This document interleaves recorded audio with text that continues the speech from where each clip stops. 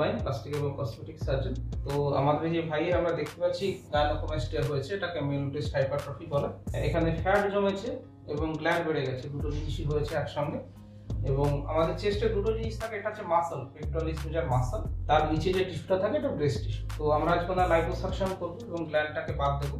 আমরা যেটা করব, আমরা বগল দিয়ে একটা ছোট্ট ফুটো করে পুরো এরিয়াটা লাইপোসাকশন করব এবং তারপরে লাইপোসাকশনের পরে এখানে ছোট একটা কাটিং করে গ্ল্যান্ড টিস্যুটাকে বের করে নিয়ে আসবো। তো এটা হচ্ছে আমাদের প্ল্যানিং।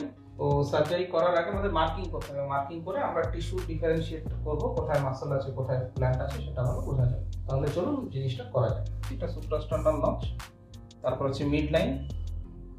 তো মিড লাইনের পর ইনফিরিয়র ব্রেস্ট ক্রিজ, এটা হচ্ছে ইনফিরিয়র ব্রেস্ট ক্রিজ,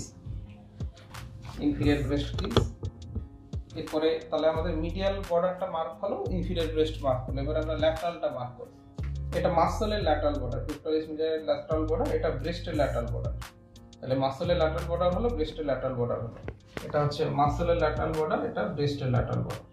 কোমরে হাতটাকে একটু টাইট করুন, বুকটাকে হ্যাঁ টাইট করলে পরে ব্রেস্টের উপর বর্ডারটা কিন্তু খুব সুন্দর বোঝায়। এইটা হচ্ছে ব্রেস্ট। আমরা হাত লম্বা করে দিন। তাহলে ব্রেস্টের বর্ডারগুলো আমাদের মার্ক করা হলো। এবার আমরা মাসলের আপার বর্ডারটা মার্ক করবো। এটা হচ্ছে মাসলের আপার বর্ডার।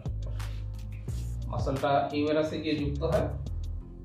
আমরা মাসলটাকে স্কোয়ার মার্কিং করব, চৌকো চৌকো মার্কিং করব মাসলটাকে, আর আমরা টিস্যুটাকে রাউন্ড মার্কিং করব।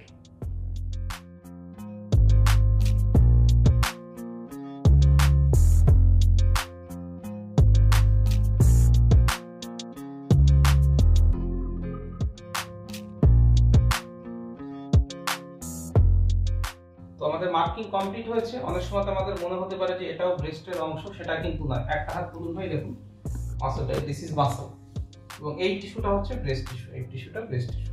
মাসলটা মুভ করে, মাসলটা দেখুন একদম নিচে থেকে এখান থেকে একদম এখানে অবধি চলে যায়, কিন্তু ব্রেস্ট কিন্তু মোরালেস সেম জায়গাতে থাকে। তো আমরা এই মার্কিং কমপ্লিট করেছি। এবারে আমরা অ্যানাস্থেসিয়া দিয়ে এই ভাইয়ের সার্জারি করব। কি করে আমরা জেনারেল অ্যানাস্থেসিয়া দিচ্ছি, কিভাবে লাইপোসাকশন দিচ্ছি, কিভাবে গ্ল্যান্ড রিমুভাল করা হয়, স্টিচ কিভাবে দেওয়া হয়, অ্যাবজর্বিং স্টিচ, নন অ্যাবজর্বিং স্টিচ, পেরিওরাল আর ট্রান্সইরিওলার ইনসিশনস, এই সমস্ত বিষয়ে ছোট ছোট ভিডিও আমার আরও রয়েছে, সেগুলো আপনারা দেখতে পারেন। আর যদি এরকম গাইনোকোমাস্টিয়ার সমস্যা থাকে, আমার নিচে হোয়াটসঅ্যাপ নম্বরে আপনার চেস্টের ফটো পাঠিয়ে দেবেন।